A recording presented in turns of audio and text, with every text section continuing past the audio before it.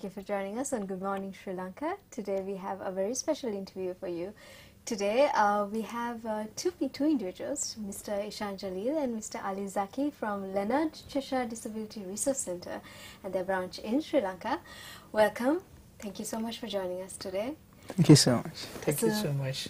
Could you tell us a little bit about what you all have been doing in Sri Lanka? What is the Leonard Cheshire Disability Centre? Lanka Disability Resource Centre, actually it's an organization registered in Sri Lanka, formed by or established by Lanka Disability UK, which is a British organization and registered charity in UK, and working in 54 countries all around the globe, and working with 250 partner organizations. And we are here in Sri Lanka. I mean, Lanka Disability Resource Centre was established in Sri Lanka 5 years back as post-tsunami rehabilitation project. We started this project here in Sri Lanka in 3 locations, one in Galle, another one in Trincomalee, and one in Betikalawa, and we had to take off that project, I mean Betikalawa project, for some security reasons, and presently we have 3 resource centers, one in our head office in Colombo, and we have 2 more, one in Galle, another one in Trincomalee. And we are carrying out our activities under 4 thematic areas. One is advocacy and campaigning, the other one is economic empowerment, other one is community-based rehabilitation and inclusive education. This is all for people with disabilities. Just one question.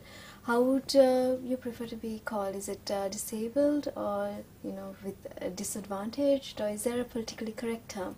Because it is an issue sometimes. Yeah, it's a big issue. Actually, when it comes to attitudinal this thing, it's very important. We need to use the correct terminology, and there are people now, they're using differently abled, disadvantaged, and many more terminologies.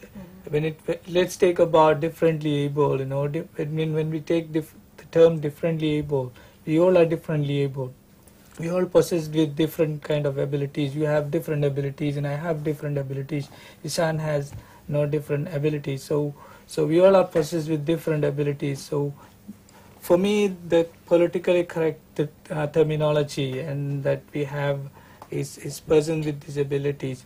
Actually, that is the terminology that is used in the UN Convention on the Rights of Persons with Disabilities, and it has been mentioned as person with disabilities. Even in Act number 28 of 1996, they used the terminology as person with disabilities. So let's use the terminology person with disabilities. Okay. So towards the people in Sri Lanka with disabilities, you all have been having a lot of different approaches to how to help them. So I believe Young Voices is something that Mr. Ishan Jalil is very active in. Could you tell us a little bit about it, actually? Young Voices. I'm Ishan Jalil. I'm actually a member of Young Voices Sri Lanka, and I joined it recently.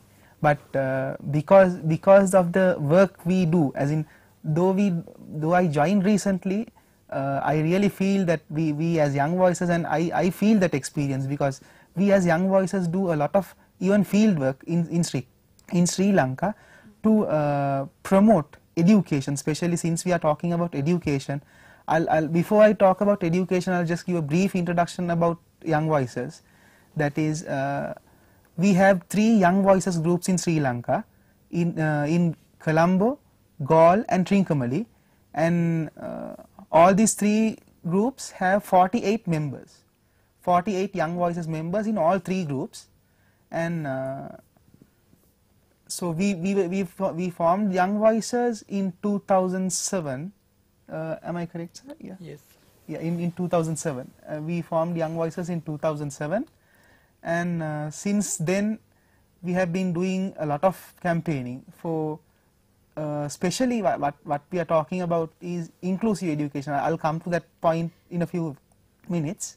Actually, speaking about education, just a question: do you feel that now the syllabus in Sri Lanka, it doesn't address people with disabilities as much, or what are the deficiencies? What is the What is Mainly the main syllabus. problem? I mean the curriculum, the education curriculum in Sri Lanka is really not disable friendly, because in Sri Lanka, because I have my personal experience, when I went to a very prestigious school in Colombo to do my A levels, and when that happened, I wanted to do economics as a subject. So when I wanted to do economics as a subject, first they discouraged and they tried all possible ways and means to prevent me from doing economics. But ultimately I insisted that I need to do economics. But what they said was, no Ishan, you are not able to do economics because you will have to go through a lot of diagrams and a lot of calculations and so on. So when they said that, regardless of what they said, I followed econ, and somehow I got through my A levels as well. I see. So because I got through my econ with a B with a S pass. So without any books, basically without any textbooks. So that itself shows that in any case, especially with visually impaired children in Sri Lanka, the curriculum, the education curriculum is not disabled friendly, because now the issue is, this there's this thing where people think that the child is the problem. The child is the problem, but whereas the reality is the system is the problem. Because what I am saying is, now a child, when the child is small, he is being put to a village school. I am just talking about a real life situation in Sri Lanka. Put to a village school, and what does the village principal, the school principal of that village school say? We can't accommodate this child, so please put this child into a special school. So it's not the problem of the child which leads to this kind of situation. It's because those schools and especially the government, as a member of the Young Voices, I really want to stress here that we urge the government, because we urge the government to consider more about this really workable concept called inclusive education, where all children with disabilities are studying together with children without disabilities in the same classroom, in the same school. Wouldn't you say this is also a social issue, a thing about changing the way people view people with disabilities? Yes, as well? yes, true. And when I talk about this, I want to stress about the One Goal campaign, which is the foundation for all this inclusive education.